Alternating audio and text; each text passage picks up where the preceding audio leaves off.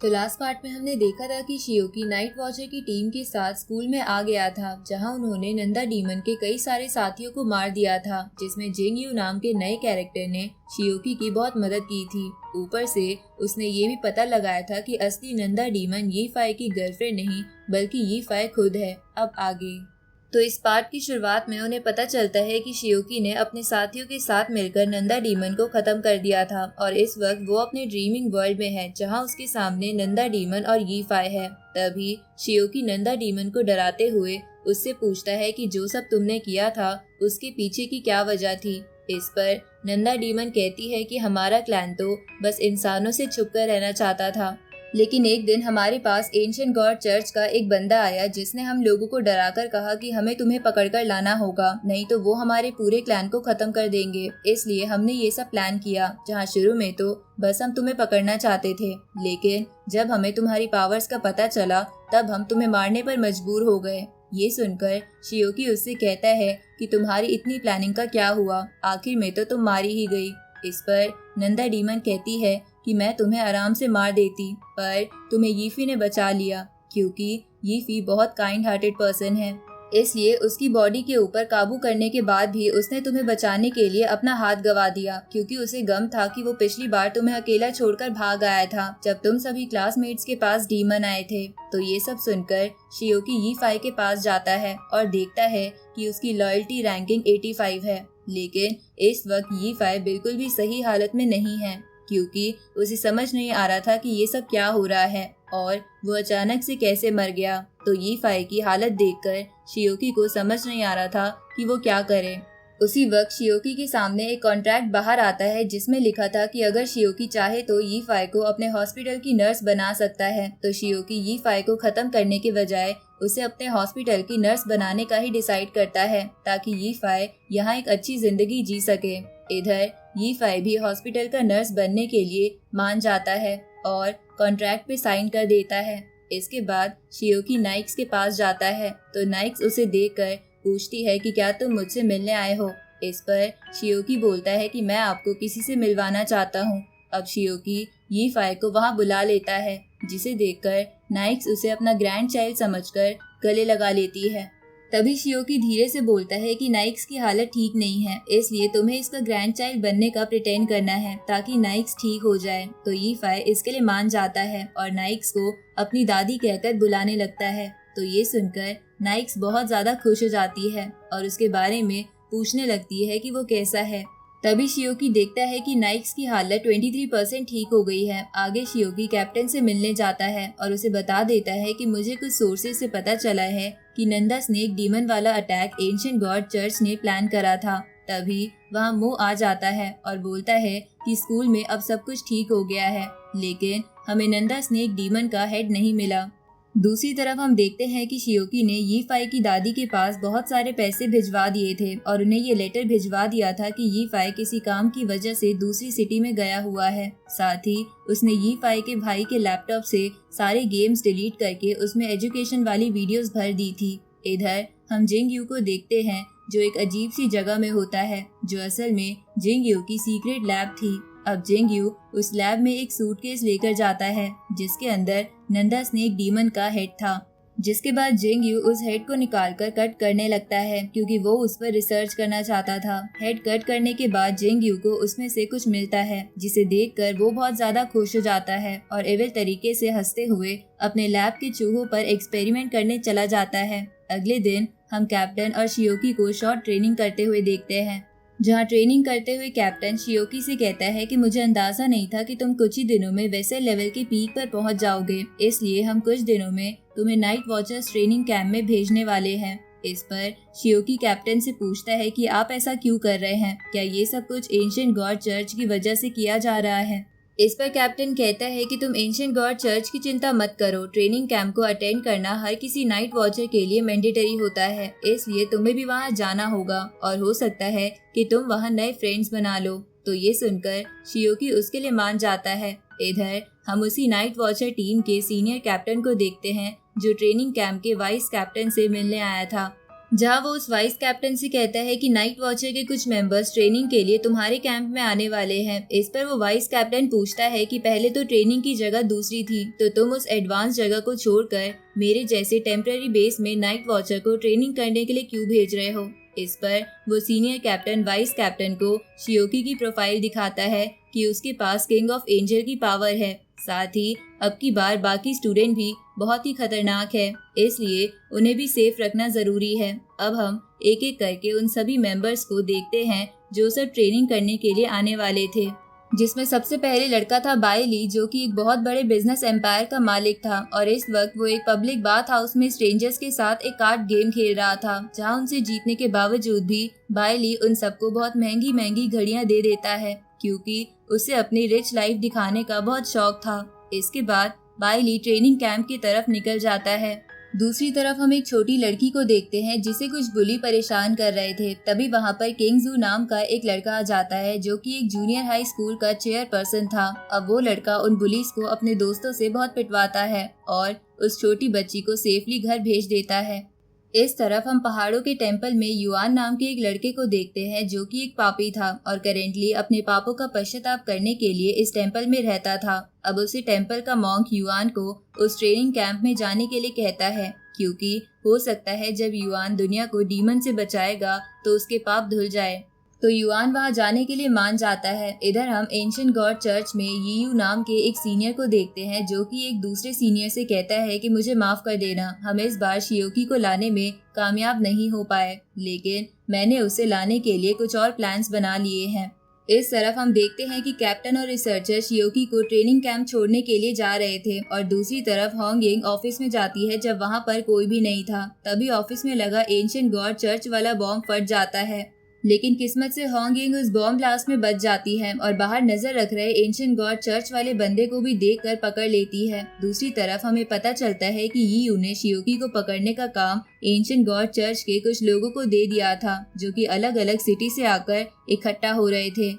इधर यीयू के सामने बैठा सीनियर पूछता है कि तुम इतना सब कुछ सिर्फ एक बच्चे के लिए कर रहे हो, ऐसा करने से तो नाइट वॉचर की टीम हमारी दुश्मन बन जाएगी, तो तुम्हें क्या पक्का यकीन है कि शियोकी बहुत स्ट्रांग है। ये सुनकर यीयू कहता है कि तुम सोच भी नहीं सकते कि शियोकी आगे जाकर हमारे लिए कितनी बड़ी मुसीबत बन सकता है। अगली सुबह हम ट्रेनिंग बेस को देखते हैं, जहां पर सारे ऑफिसर शियोकी के आने का वेट कर रहे थे, क्योंकि उन्हें लग रहा था कि शियोकी कोई संकी इंसान होगा जिसके पास डिवाइन पावर है। लेकिन जैसे ही वो देखते हैं कि शियोकी एक आम सा लड़का है, तो वो ये देखकर हैरान हो जाते हैं। तभी ऑफिस में वाइस कैप्टन आ जाता है और शियोकी को रिसीव करने के लिए एक ऑफिसर को भेज देता है। तो वो ऑफिसर शियोकी को पूरा कैंप दिखाते हुए उसके रूम की ओर लेके जाने लगता है, जहां जाते वक्त वो शियोकी से कहता है कि इस बार 239 कैंडिडेट ट्रेनिंग के लिए आए हैं। इस पर शियोकी ऑफिसर से पूछता है कि मैंने तो सुना था कि कुछ ही लोग नाइट वॉचर बन सकते हैं, पर 239 तो बहुत बड़ा नंबर है। जिस पर वो ऑफिसर बोलता है कि तुम्हें क्या लगा कि ये सभी लोग नाइट वॉचर बन जाएंगे, इनमें से जो भी ट्रेनिंग को कंप्लीट कर पाएगा बस वो ही नाइट वॉचर बन पाएगा। इसके बाद शियोकी उस ऑफिसर से पूछता है कि यहाँ पर पहले भी मेरे अलावा कोई ऐसा बंदा आया है जिसके पास डिवाइन पावर है। जिस पर वो ऑफिसर कहता है कि क्या तुमने मास टीम के कैप्टन के बारे में नहीं सुना, पर शियोकी को उस कैप्टन के बारे में कुछ नहीं पता था। तो वो ऑफिसर शियोकी से कहता है कि तुम्हें जल्द ही उस कैप्टन के बारे में पता चल जाएगा।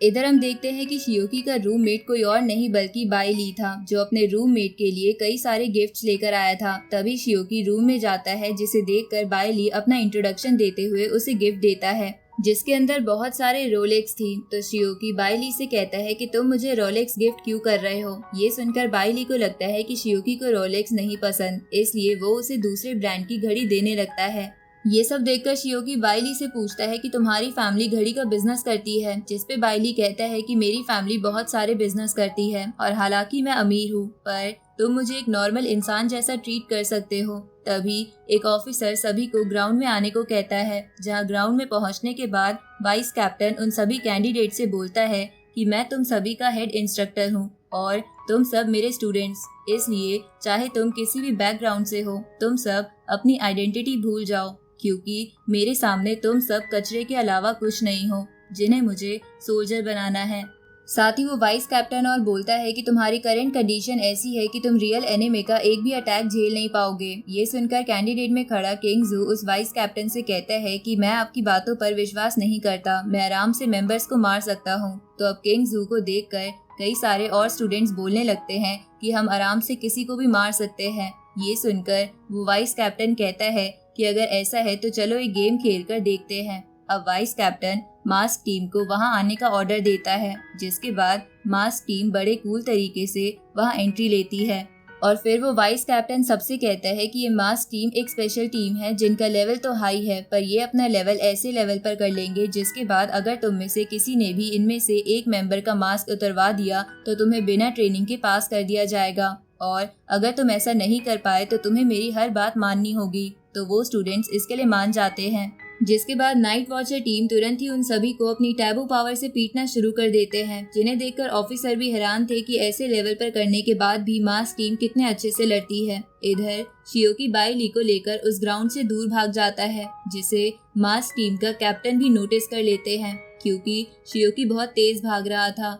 दूसरी तरफ शियोकी बाई ली को लेकर एक वेयर हाउस में आ जाता है जिसमें वेपन रखे थे, लेकिन वो वेयर हाउस लॉक था। तभी वहाँ पे एक रेड बाल वाली लड़की आ जाती है, जिसे देखकर बाई ली को उससे प्यार हो जाता है। अब वो लड़की अपनी टैबू पावर से वेयर हाउस की गेट को तोड़ देती है, जिसके बाद वो सभी और बाकी कुछ स्टूडेंट्स उस वेयर हाउस से वेपन उठा लेते हैं।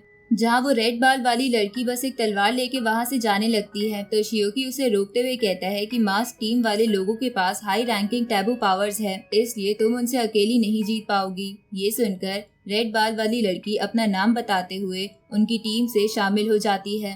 तभी बाई ली उस रेड बाल वाली लड़की जिसका नाम मोली था उसे महंगी महंगी घड़ियां दिखाने लगता है, लेकिन तभी शियोकी एकदम से मोली के पीछे जाकर एक मास्क टीम के मेंबर के अटैक को रोक लेता है। तो वो मेंबर कहता है कि तुम तो सच में अनोखे हो, जो तुम्हें मेरे यहाँ होने का पता चल गया। उसी वक्त मोली उस मेंबर के हाथ को काट देती है, लेकिन वो देखती है कि उसका हाथ फिर से ठीक हो गया है। ये देखकर मोली को लगता है कि उस बंदे के पास रीजनरेशन की पावर है, लेकिन शियोकी उसे बताता है कि उसके पास रीजनरेशन पावर नहीं है, बल्कि वो अपने टैबू पावर से अपनी बॉडी के पार्ट से वेपन को आर पार निकलवा सकता है।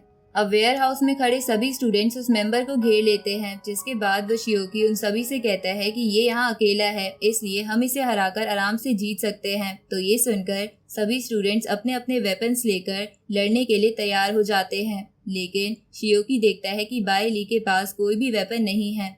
तभी हम देखते हैं कि बाई ली ने उस स्टूडेंट्स को बहुत महंगी महंगी घड़ियां देकर खरीद लिया, जो कि बाई ली की तरफ से उन सबसे लड़ने वाले थे। तभी बाई ली अपने लोगों से कहकर उस मेंबर से अटैक करवाता है, लेकिन वो मेंबर्स बच जाता है, जिसके बाद मोली और शियोकी उस पर स्वॉर्ड अटैक करने लगते हैं। पर तभी वहाँ पर मास्क टीम के बाकी मेंबर्स आ जाते हैं, जो वहाँ पर अपना डोमेन ओपन करके ग्रेविटी मैजिक एक्टिवेट कर देते हैं, जिसकी वजह से सभी स्टूडेंट को चलने में बहुत दिक्कत हो रही थी। लेकिन फिर शियोकी सभी स्टूडेंट्स के साथ प्लान बनाकर उन मास्क टीम के ऊपर एक्सप्लोजिव फेंकता है, जिन एक्सप्लोजिव को रोकने के लिए मास्क टीम को अपना डोमेन बंद करना पड़ता है ताकि उन्हें नुकसान ना हो। पर डोमेन डीएक्टिवेट करने के बाद भी वो एक्सप्लोजिव फट जाते हैं, लेकिन मास्क टीम एक पोर्टर की मदद से बच गए थे और दूसरी तरफ शियोकी ने भी सभी को बचा लिया था। इधर मास्क टीम का एक मेंबर अपने कैप्टन से कहता है कि मैंने तो पहले ही कहा था कि वो डिवाइन पावर वाला बंदा बहुत ही पावरफुल है, इसलिए हमें पहले उन सभी स्टूडेंट्स को हराना चाहिए। तो ये सुनकर कैप्टन इसके लिए मान जाता है, जिसके बाद वो सभी अलग अलग होकर बाकी स्टूडेंट्स की तरफ चले जाते हैं। इधर शियोकी, मोली और बाई ली भी उन्हें जाते हुए देख रहे थे, जहां उनके जाने के बाद शियोकी उन दोनों से कहता है कि अब कुछ ताकतवर स्टूडेंट्स ही बच गए होंगे जो धीरे धीरे मास्क टीम को थका देंगे, जिसके बाद हम उन्हें हरा देंगे। इधर हम एक बिल्डिंग में युआन और कुछ स्टूडेंट्स को देखते हैं, जहां पर युआन एक जगह चुपचाप बैठा था। तो बाकी स्टूडेंट्स उसे कहते हैं कि मास्क टीम का एक मेंबर हमारी बिल्डिंग में आ गया है, इसलिए तुम हमारी मदद करो वरना हम मारे जाएंगे। पर युआन इस गेम को हारना चाहता था, इसलिए वो कुछ भी ना करके बस बैठा रहता है और बस अपने पास्ट के किए कर्मों को याद करके दुखी होने लगता है। तभी हम देखते हैं कि वहाँ पर किंग जू भी था, जो देखता है कि उसके टीम के सारे मेंबर्स को एक मास्क टीम के मेंबर ने हरा दिया है, जो कि इनविजिबल होकर उन सबसे लड़ रहा था। तो किंग जू एक बबल बनाकर अपने ही टीम मेंबर्स को उसमें फंसा देता है, जिसकी वजह से उनका दम घुटने लगता है। इसके बाद किंग जू उस मेंबर से कहने लगता है कि तुम जल्दी से अपना मास्क हटा लो वरना मैं इन स्टूडेंट को जान से मार दूंगा। ये सुनकर वो मेंबर बोलता है कि तुम ऐसा कैसे कर सकते हो, ये तो बस एक गेम है और तुम कैसे इंसान हो जो कि बस एक गेम में अपने दोस्तों को मार रहा है। ये सुनकर किंग जू उससे बोलता है कि मैं तुम्हें 5 सेकंड देता हूँ, अगर तुमने 5 सेकंड में मास्क नहीं हटाया तो ये सब मारे जाएंगे। ये सुनकर वो मेंबर अपना मास्क हटाने लगता है, लेकिन तभी वहाँ पर मास्क टीम की एक और मेंबर आ जाती है जो किंग जू पर हमला करके उससे उस बिल्डिंग से बाहर फेंक देती है।